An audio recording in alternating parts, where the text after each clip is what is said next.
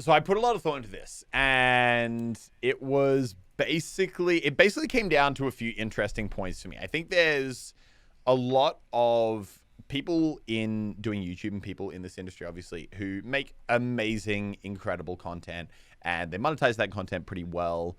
And I think when I think about that, I probably think largely about David Dobrik. And when I speak here, I'm not actually speaking to what they're it's not me ruling out their potential to do anything in the future, but it's just what I know and understand about them right now. And when I think amazing content creators, people who make incredible stuff, I think about David. Yeah, I basically think about people like David Dobrik. They create incredible viral content that just does obscenely well, and people just love tens of millions of views over and over and over again. But I don't know if that makes him a creator that I'd want to buy shares in necessarily and invest in the future of. Because for me, the creators that I find super impressive in that respect are the ones who find ways to really kind of they don't even ultimately, you know what it comes down to?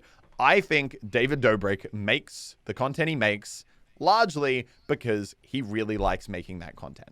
I think he just loves, I think he likes being funny. I think he likes being entertaining. I think he likes seeing people enjoy his content. And I think you can see that through almost everything he does. His videos are quite short. They're not really playing to the algorithm. They're definitely not playing to the monetization in the algorithm given by the kind of content that he includes in it. And obviously, if I'm buying shares in someone, it really does come down to how focused on revenue are they? Because that's what you're buying shares in, not how much you like the person.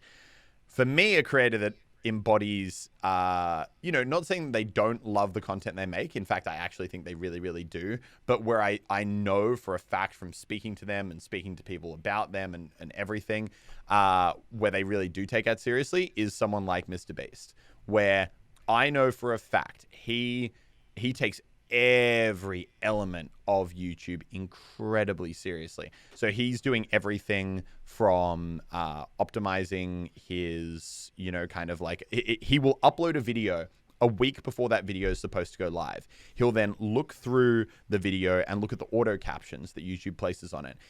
Because YouTube will misplace auto captions all the time. It might accidentally think you swore even if you didn't. It might think you talked about something controversial even if you didn't.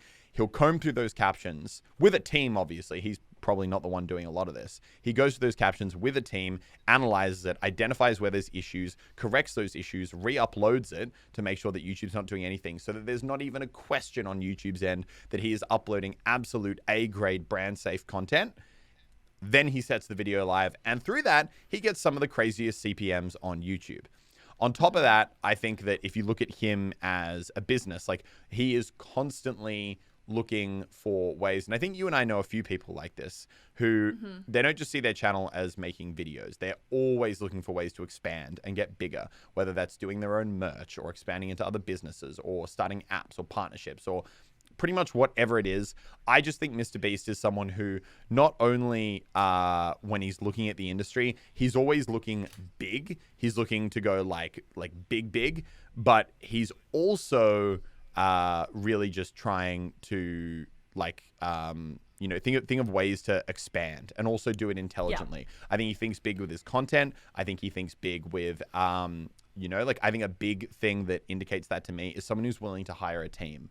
When you're a YouTuber, it can be very hard to relinquish control. But ultimately, if you want to grow and you want to get huge, you need literally YouTube channels are basically like TV shows. You need a producer. You need multiple editors. You need a thumbnail maker who's designing thumbnails. You need that person be designing A and B thumbnails that you can then compare and then do trial runs of. You need someone who's combing through your analytics, identifying which parts of videos are, getting the most engagement, which you can then go and lean on more in the future to get your views up.